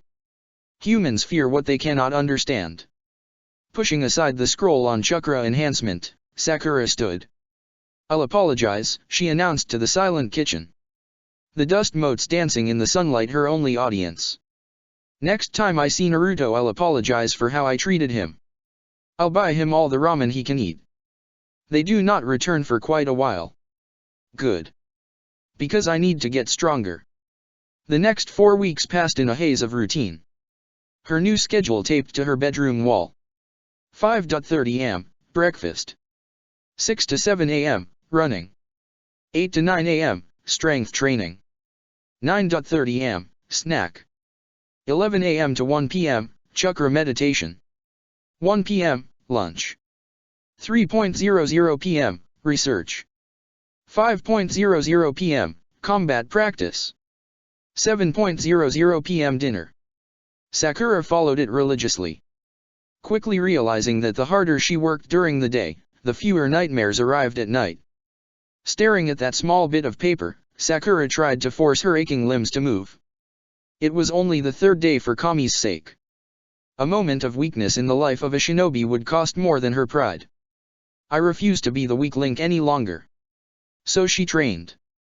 By the 8th day Sakura could feel her chakra pathways slowly expanding. The 12th and her limbs shook slightly less, hefting the weights. The 19th and she hit the target each and every time. Her shuriken embedded within inches of each other. The 28th and she ran the full hour without stopping. The 30th. She woke up screaming. Sakura did not remember much of the dream. Only fragments and images. As though shards of broken glass were left scattered and she was forced to stare. Struggling to make sense of what they had once been. What did come back was the fear. That terrifying sense of being alone in the world. Alone save for the people slicing her open in that cavern beneath the earth. Muscles torn, red strings beneath a cruel weaver. Sprinting to the bathroom she made it just in time to throw up. Acid burning her throat. The sound of retching echoing in the small space. Smell of bitter acid burning her nostrils. Sakura's stomach roiled as she coughed up bile. Her clothes had soaked through with sweat. They stuck uncomfortably to her skin. the wrinkles and creases pressing against her limbs. Sudden locks of hair clinging to her cheeks. Wiping her mouth, she made it to the sink. Forearms clenched tightly against the basin. The girl in the mirror looked half dead. Dark circles beneath haunted eyes. The pink of her hair had turned a darker shade, now it was sweat-drenched. Carefully she brushed it behind her ears, forcing her trembling body to cooperate. It was a dream. Why are you still so scared? It's safe here. The sound of her heart beating echoed like a drum beat, drowning out everything else. Until Sakura was floating, lost in the sense of her own blood pumping. Reality, a tiny island in a vast crimson sea. Its shoreline rapidly fading. An image of Kawa flashed into her mind. Reared up to his full height and fangs bared. Eyes alight with terror. Startled, she lost her grip, toppling sideways with the sudden momentum. She managed to incline to the side, taking small half steps to brace against the wall, using its unmoving surface to slid to the floor. The tiles pleasantly cool beneath her bare feet. Sakura curled into a protective ball, her knees held securely to her chest. It was just a dream. Kawa's voice sounded strained, though the panic had faded. Just close your eyes and breathe, Sakura. Envision a stone dropped into a still pond. The ripples slowly expand and fade outwards until they are no more. Closing her eyes, she tried to breathe slow and deep, doing her best to follow the snake's instructions despite her body's resistance. Throughout it all, Kawa murmured soft words of comfort, his voice a background of white noise that steadily soothed the ragged edges of her thoughts. Eventually her composure returned, that blind fear drawing away, retreating to whatever hellhole it came from. Sakura knew it would return. That didn't stop the relief, it was gone. Too tired to do anything else, she staggered out of the bathroom, her fingers trailing against the wall as she navigated blindly through the dark.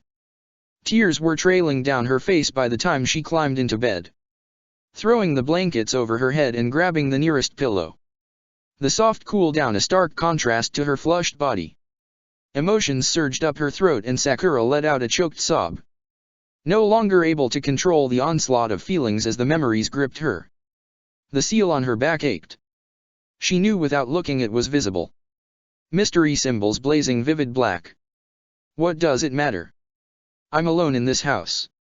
Even if you scream and cry, little human, no one will come. You can't say that.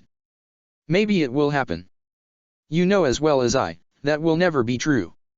Sakura sniffled, burying her face in the pillow in a childish attempt to shut out his voice. How amusing. Trying to escape your own soul. Why don't you cry? Try and prove me wrong. And so she did, crying until her throat ached and her cheeks stung. Memories of that cavern continuing to surface. No matter how hard she tried to drown them, another always took its place. Please. Someone help me. Please. Her tears ran out, leaving nothing but yawning emptiness behind. Numbly, Sakura watched the faint light of dawn slowly edge into her room. The light creeping further and further inside. Dark shadows slowly fading to gray. Birds chirped outside her window. The faint sounds of chatter and doors opening as people began their day trailing up from outside. The training alarm began to ring. Sakura didn't move. Chapter 5, Clouds. The world narrowed down to the most finite of sensations. Weight of blankets draped over her prone form. A pillow beneath her cheek.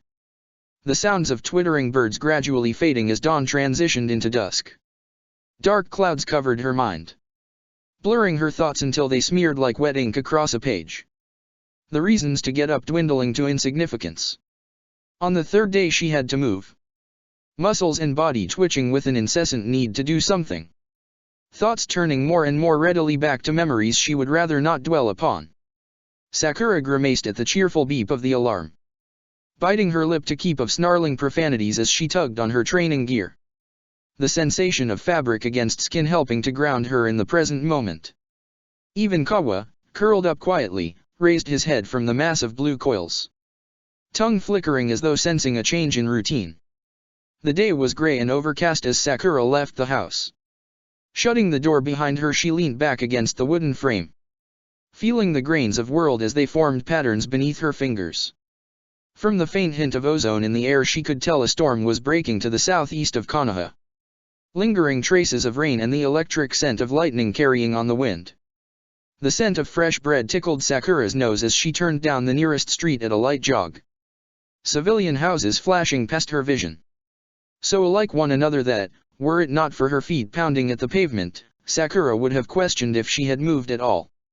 The air was cool against uncovered face as she ran. Droplets of moisture sticking to her skin in the humid air. Like raindrops upon flower petals. The scarf she had used as a facial covering had been discarded. Twisting across her room like a dead snake. Burnt orange silk contrasting heavily against chestnut floorboards. Sakura loathed the feeling of suffocation it elicited. Yes, her new sensory abilities were, a lot. But I can adapt. I will. Even her vision had sharpened. The once blurred edges of leaves on trees meters away sharpened into perfect clarity. The veins spider webbing across each one easily visible. Colors seemed the same. As did her hearing. The houses became sparser as she approached the end of the civilian district. Bare earth gradually replacing the concrete beneath her feet. Rocks skittered as Sakura turned a corner. The forest coming into view alongside the telltale scent of moss and damp earth. Perhaps I could ask Kiba about how he copes with the Inuyasha sense of smell. How did he survive in a classroom so long with all of us? Ino's perfume was overwhelming even to me. As the initial burning in her legs began to subside, her chest relaxed marginally. Lungs expanding and contracting with little resistance, now her body was certain of continued movement. Sakura clenched her teeth as she forced herself to move faster. Heart beating in tandem with the pumping of her limbs. The urban landscape faded into orange and gray smudges. Sakura blind to all that wasn't directly in her path. Faster. I need to be faster. She imagined enemy nin were on her tail. Lingering just out of sight. Foreign chakra masked in bodies cloaked by camouflage genjutsu. There may well be a situation where I'll have to flee for my life. Perhaps even carrying a wounded comrade. The idea of being unable to carry a wounded Naruto out of danger spurred her legs faster. Breath coming in acidic gulps as she flew across the ground. One last turn and the wall that encircled Konoha came into view. The enormous barrier protruding upwards until it all but disappeared into the sky. Stones the color of bleached bone contrasting sharply against darkened silk gray of the clouds. Stopping at the base, Sakura peered up at it. Squinting in an effort to see the top. Walking back a few paces, she could just make out the tiny figures or the watchmen. Shinobi guards crawling like ants atop the wall. Run up it. Kawa's tone held far too much glee at the suggestion. Sakura frowned. What if my chakra coils haven't recovered yet? Sakura felt herself pale as a new thought struck like lightning. Can I still even use my chakra? After what Amaka did to me, can I still be a shinobi? A hiss. I cannot answer that. But running up the wall certainly can. Stopping at the base, Sakura placed a palm flat against its surface. The stone blessedly cool beneath her skin. Never know unless you try, she murmured. Sakura's hand clenched into a fist and she pushed it away from the wall. Stepping back enough to appraise its height. The muscles in her legs tensed. Steel coils wound tight enough to snap. Sakura pursed her lips, appraising the wall for another minute before making her decision. Excitement and nerves began to intermingle as she launched into a sprint. Kawa's animalistic glee at the utter freedom in Sakura's movement twining with hers. Her chakra was easy to find. Brilliant blue, and were those red? Currents of energy coursing through every cell.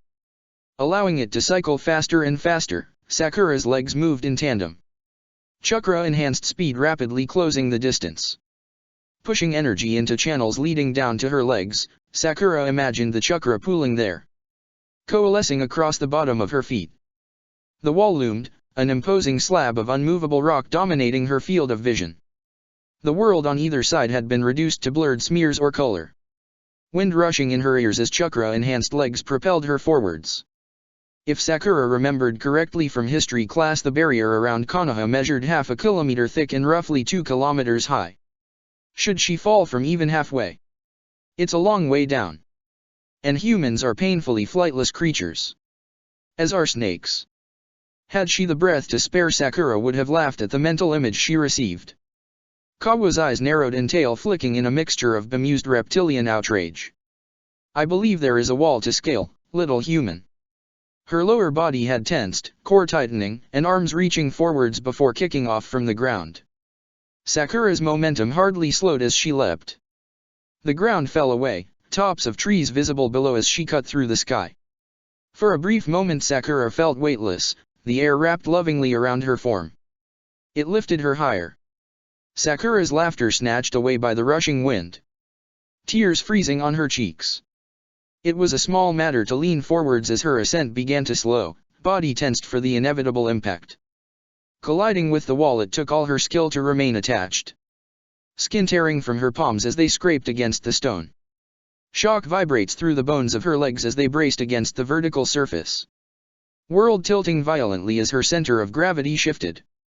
Patches of gray sky now sewn together with viridian trees and copper-colored earth. A patchwork quilt of broken images thrown haphazardly over her vision. Sakura's feet began to slide as gravity pulled her downwards, tugging incessantly at the invisible cord in her gut which bound her to the earth. Panicked, she tried to slow her breathing. Clutching desperately at the flat stone and visualizing herself as part of it. The ideal shinobi can be completely silent and still. Unmovable. Her chakra had spiked alongside her panic. The sudden increase in energy threatening to blast her backwards as Naruto had done during the tree climbing exercise. The leaf does not fall before it is ready. Regulate your breathing, come on. Sakura inhaled, holding the pressure inside her chest. The metallic scent of blood tickled her nostrils. Mixed with the smell of sweat and fear, it was enough to make her nauseous. Upon exhaling, she relaxed slightly. The initial terror fading as her chakra regulated.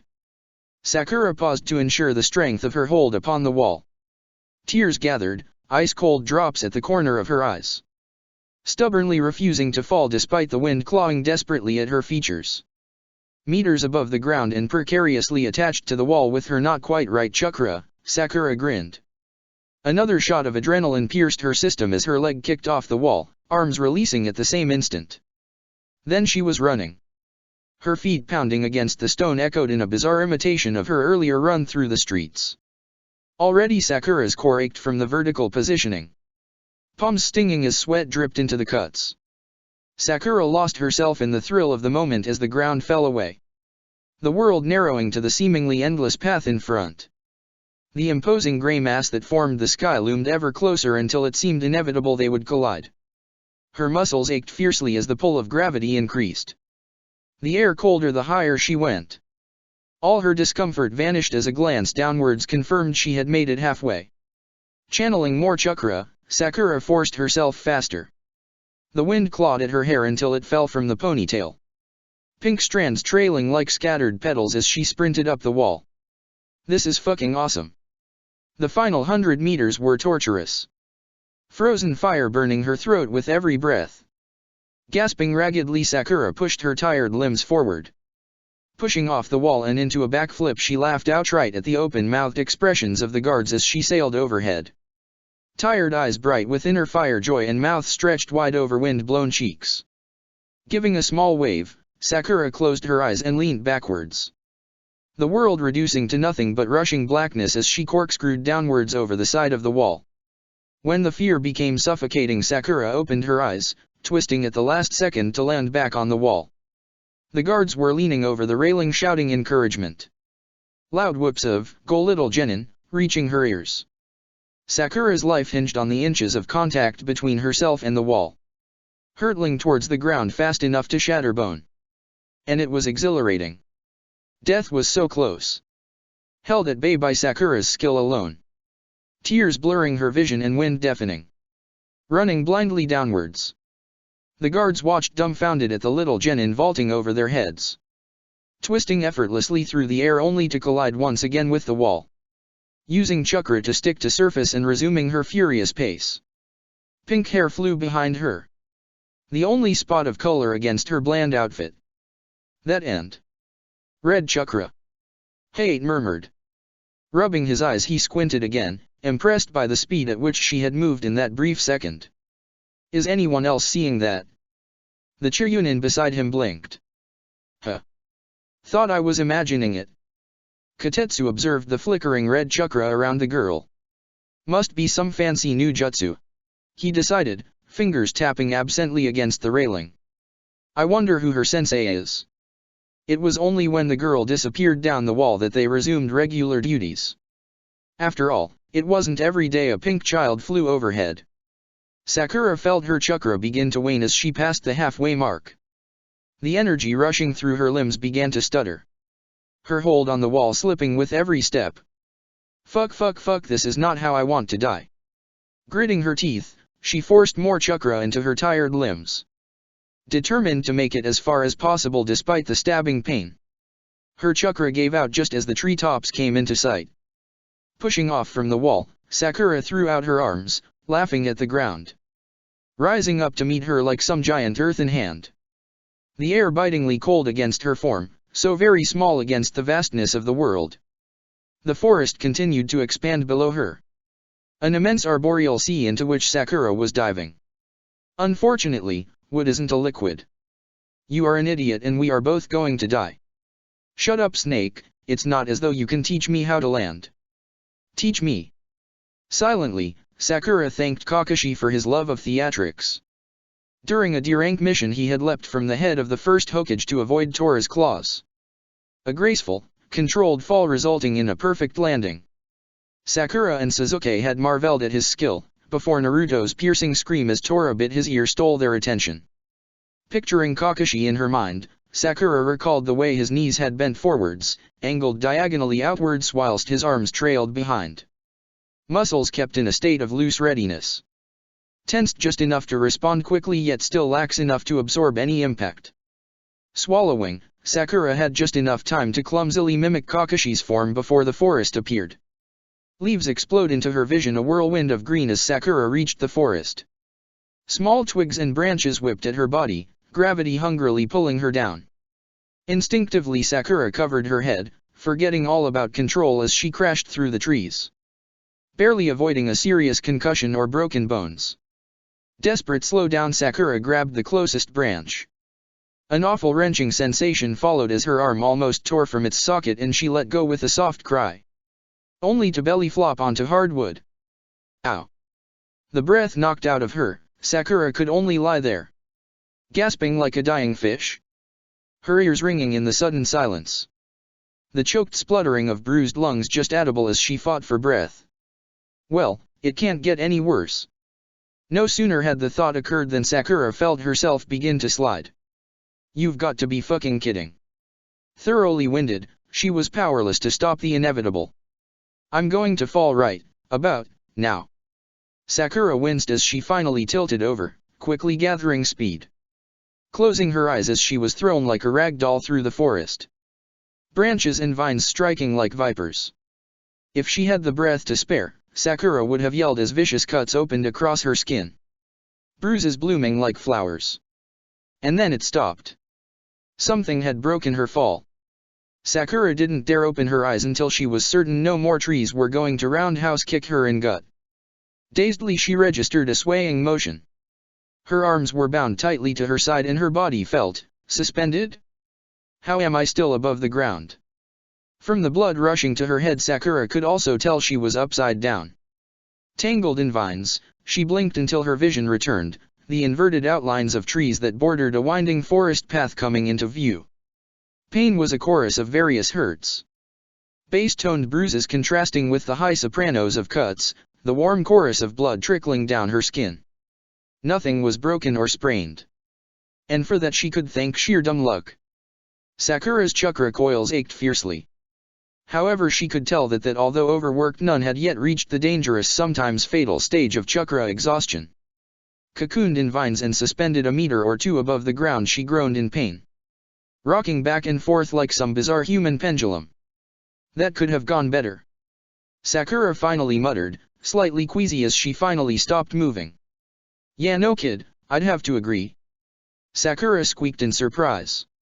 Turning her head to see. Asuma-san. What are you doing here?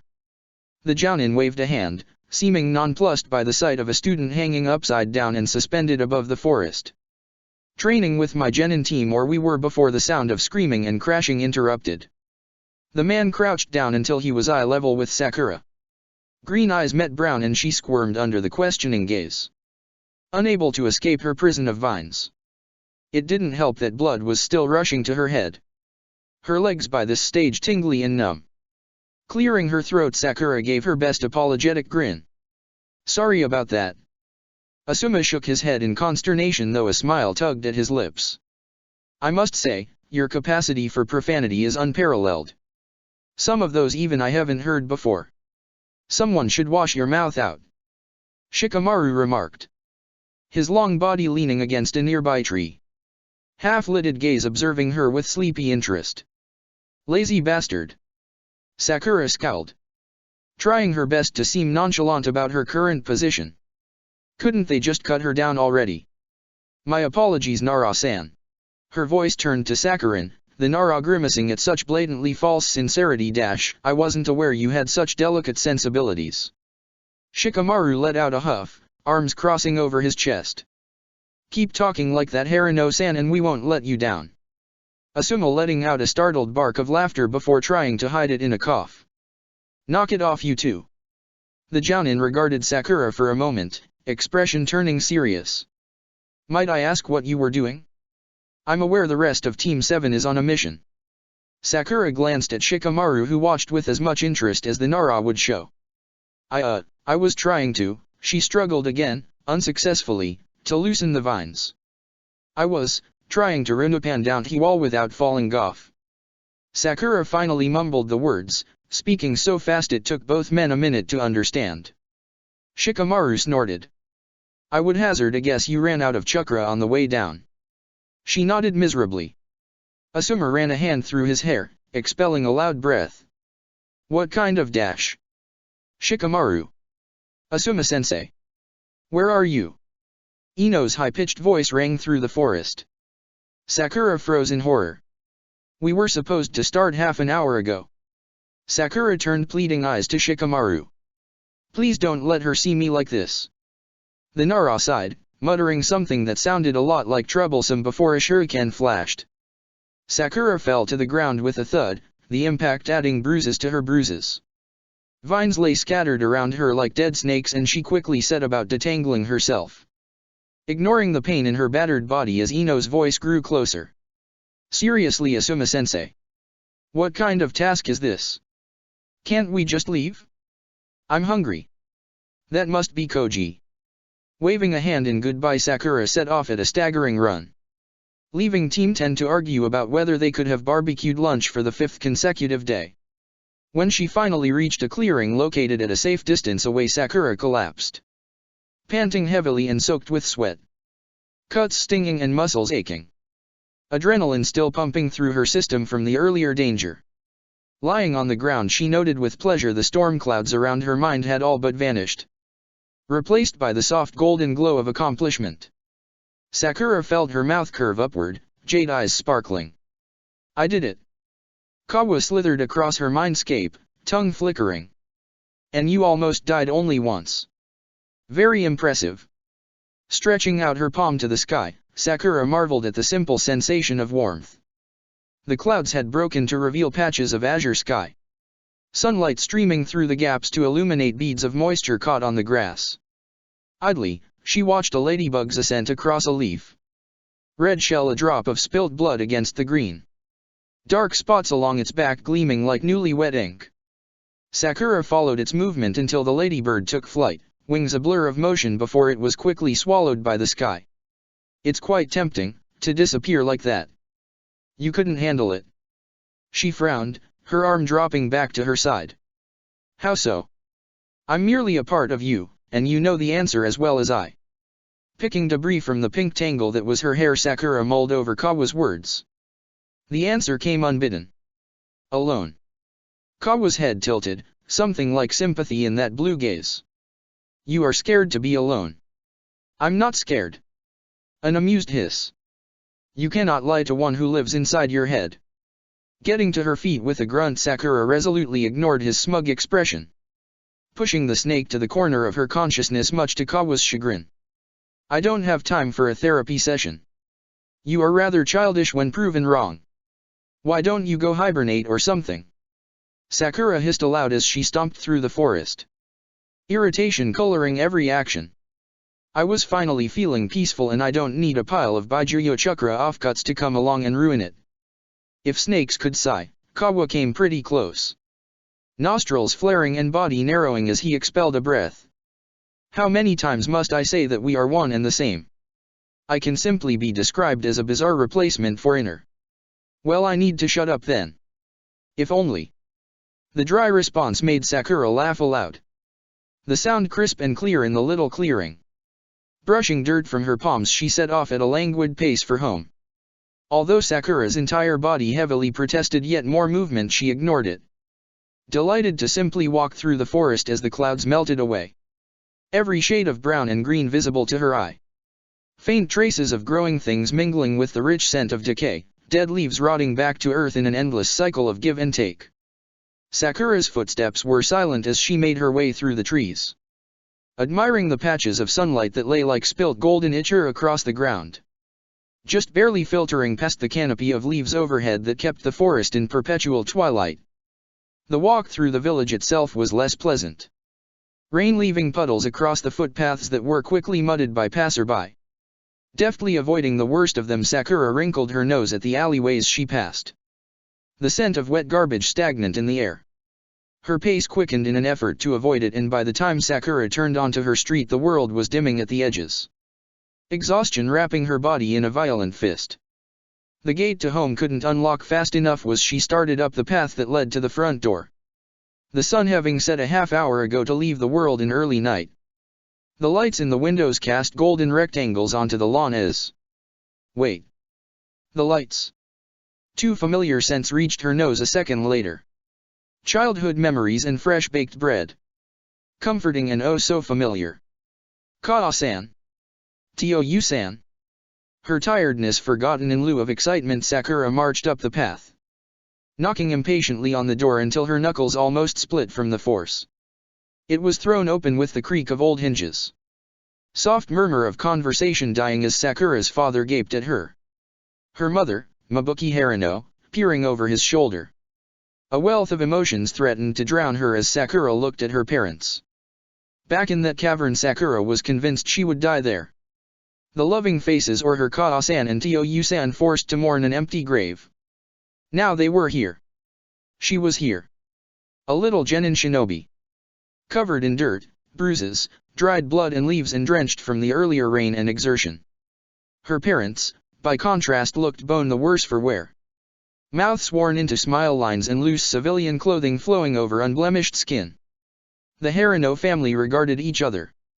Her parents bathed in light just as their daughter stood in darkness. The warm glow from the open doorway stopping just shy of her toes. As though hesitant to approach such a foreign creature. Sweet little girl with a inhuman soul. Kawa mocked in a sing-song tone as Kaa-san let out a choked sob. How will they react, Sakura? To find a monster where a daughter once stood? Sakura didn't get a chance to reply before her parents were pulling her into their arms.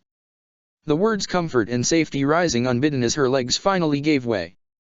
The arms of her family following Sakura to the ground as all three collapsed into a sobbing mess. We heard what happened, Kaa-san whispered. Stroking Sakura's hair, though if she noticed the shortened length, Mabuki made no comment. Sakura made a strangled sound. Memories of barred cells and stone ceilings pushed aside as she basked in the sheer joy of holding her family. I thought I would never see them again. It took a long time for their tears to run out. Sakura and her parents eventually moving from the doorway and into the kitchen. Smiling at each other over steaming cups of tea. The latest delicacies brought back from Wave Country displayed across the table. Every part of her felt relaxed in a way Sakura didn't recognize. Invisible chains of doubt and fear dissolving in face of familial comfort.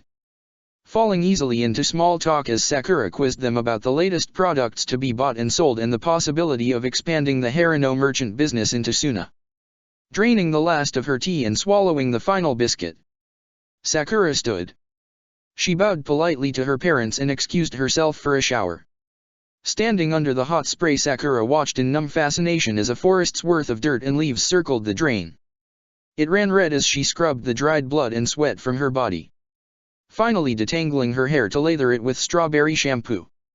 Refreshed, she grabbed the medkit before retreating into her room. It was slow work to find every injury. Did I have to hit every single branch on my way down? Perched on the edge of her bed, Sakura winced slightly as she finished tying the final bandage. Her earlier reflection in the bathroom mirror had looked rough. I'm amazed Toyu-san and Kaa-san didn't say anything. Half of Sakura's face had colored black and blue.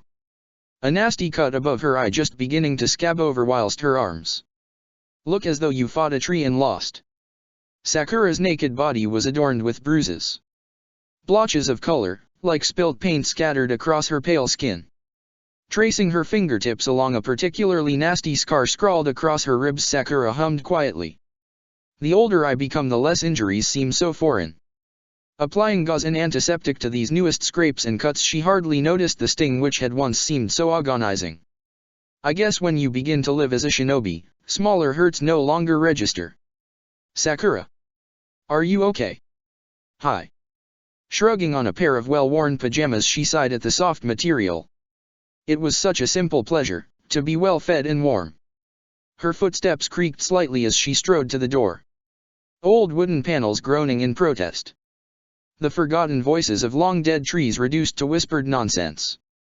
Tugging at her sleeve and smoothing down the wrinkles in her clothes, Sakura smiled at her parents as she strode into the living room/kitchen. Settling beside her Toyu-san on the old green couch, the comfiest place in all of Konoha, she reveled in the simple fact that her family was here. That she was here. Sakura. Kaa-san was appraising her, green eyes, the same shade as her own, flicking over her form. The frown lines around her face deepening at the bandages on display. Toyu-san lightly tapped her head, no doubt noticing the uneven tilt to her makeshift bob. I could have done a better job hairdressing. If I could bring myself to care. What happened to your hair, kiddo? Wrapping a finger around her locks, she eyed the pink curls. A bizarre genetic sidestep from her Toyu-san's purple hair. I cut it. Long hair is annoying and a liability in combat. Her mother's nose wrinkled as though she'd said something foul. Why would that matter? You're not going to move beyond Genin or Chiryunin anyway. Sakura gritted her teeth. She had grown up with Mabuki's comments. I should be used to it by now. And yet it still hurts. Blades cut skin. Words can fracture the soul. Sakura looked down at her palms, noting the new callus that had formed as proof of her new Nindo. I will not be a liability. I will walk beside my comrades as an equal, not behind as a ball and chain. I'm going to try my hardest to make Jounin. And a distinguished one at that. She smiled at Kaizushi, the flower-shaped pattern his hair was drilled into as ridiculous as always. I know you had to give up your shinobi dreams when I was born, Toyu-san. So I'm going to make you proud. The answering smile was tremulous, quivering as though with a quick glance at his wife, Kaizushi was unsure if such action was appropriate. It had always been like that. Her mother, the ringmaster to which all others bowed. The theatrical disaster that was her family at the constant mercy of Mabuki's whims. Hard-weathered face as unpredictable as a summer storm. Kaa-san's darker moods, of which she was prone, raining hell onto her little family whenever they struck. Sakura could sense one brewing now. The tight purse to her lips and the straightening of her spine as she glowered down at them both. Mabuki crossed her arms. Sakura, she stated coldly. It's about time you lay this shinobi dream to rest. Both your father and I have been in the field before. I was once a Chiryunin, you know. Sakura resisted the urge to roll her eyes. If she had 100 ryo for every time Mabuki had said that. And we can both state this as a simple fact, you couldn't handle true shinobi missions. For once, Sakura's anger at her mother got the better of her. Leaping to her feet, she all but growled. I am a shinobi. A tittering laugh. You think a few D ranks and 1-2 measly C ranks are enough to qualify? One of them was declared almost A rank. One blonde eyebrow rose. And what did you do during that mission? From my understanding, it was the rest of your team that actually fought. Sakura opened her mouth and closed it, unable to argue because you know she's right. And that's exactly why I need to become stronger. Become someone my comrades can rely on. Sakura's words were quieter now, less certain. Doubt creeping in at the edges as she considered reality. Could someone like her become strong enough to support Sasuke, Naruto, and Kakashi? Would someone as weak as her ever be able to measure up to them? Mabuki's hands gently gripped hers as Sakura sank to the floor. Green eyes dull and limbs shaking as the question ran around and around in her head. Can you ever be strong enough, Sakura? Her mother's arms wrapped around Sakura. I know it'll be hard, Mabuki said, caressing her daughter's head in long, soothing strokes. It's for your own good, sweetie. And there's nothing dishonorable about living as a civilian. Kaisashi cut in cheerfully. We could really use the help. Let the other kids worry about shinobi work, Mabuki added. There's a great deal of shinobi in training at the moment. What Konoha actually needs is more merchants. Looking at her parents, Sakura could see the simple contentment in their expressions. Mabuki's hand, the one that wasn't stroking her head, clasped around her husband's. Once that was all she had dreamt about. A love like that between her and Sasuke. A cute little dream for a cute little girl. Not a shinobi. Still, it would be so easy to give up now. To leave the ninja life behind. Mabuki and Kaisashi Harano were right. Sakura's presence wasn't necessary. She didn't need to be a ninja. Sitting on the cold floor, legs tucked beneath her, Sakura envisioned the life she would lead. In many ways it would suit her better. Calculating sales rates. Observing fluctuating prices in the lands the Harano merchants visited. Ensuring products were always in line with the latest trends. Reading hundreds of documents on production and material costs to limit wasted revenue. Sakura would spend every day with her family, laughing and smiling as they traveled from village to village for business. Nights spent around the dinner table retelling stories and discussing wares. The clink of glasses and the delicious aroma of spices and tender meat permeating the air. No blood or pain. The lingering fear of death no longer shadowing her every step. No more feeling useless or undervalued as Sakura watched her friends run leagues ahead of her own capabilities. Her pink hair would grow long again. Wardrobe filled with gorgeous dresses of the finest fabrics. Money spent on books, makeup, and beautiful things rather than tools for murder. In time, perhaps the horrors of her brief shinobi career would begin to fade. Sakura would no longer fear her dreams. She could see it so clearly, a movie in fast forward. 5 years and she would forget all about Team 7 save for the occasional bittersweet memory. Her time consumed by the demands of civilian life that, while not fatal, were rigorous in a different way. Sakura would mature into a pretty, ordinary woman. Nothing to pick her apart from any other civilian within Konoha. 10 or 20 years and she would marry a nice man. Start a family. Sakura delegated to the role of housewife whilst he traveled for work. She could so clearly visualize the happiness in her parents' eyes as they held laughing grandchildren. It would be a good life. An ordinary life. Safe. And yet, that's not me. It would be a lie. She would be a lie. As dangerous and painful as being a shinobi was, it challenged her in a way nothing else could. Forced new leaves to sprout as a means of survival. Sakura's path of growth charted by the most minuscule of victories. A kunao hitting closer to the target. Half a kilometer further run. Naruto grinning at her over a howling Tora. Kakashi-sensei's quiet surprise at her mastery of tree walking. The new obstacles poised at every mission. Could she really give all that up? The thrill of the unknown for the security of the conventional?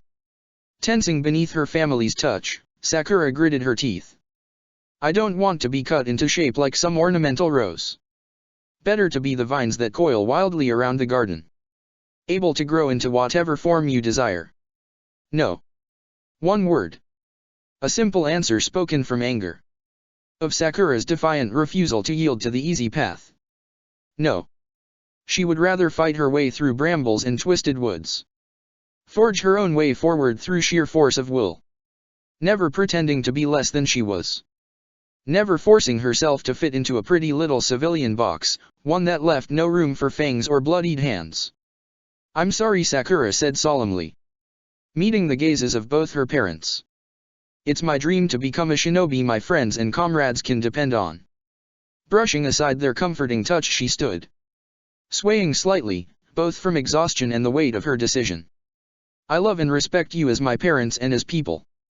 Being merchants is nothing to scoff at but dash." Sakura paused. Could she really do this? "You know the answer." The words fell from her mouth like feathers thrown to the wind, scattering in hundreds of directions. Visible to all. Impossible to retrieve. To take back. "Yours is not the path I am choosing to take." Silence. And then Mabuki laughed. It was not her usual soft titter. Loud and raucous it rang from the ceilings. Kaizashi and Sakura wincing at the noise. Even to Sakura's ears the noise sounded cruel. She was well used to Mabuki's offhand comments. They cut easier than medical jutsu. "Your forehead is quite large, dearie, it's no wonder the others tease you. Besides, you're a bit of a pig compared to most girls.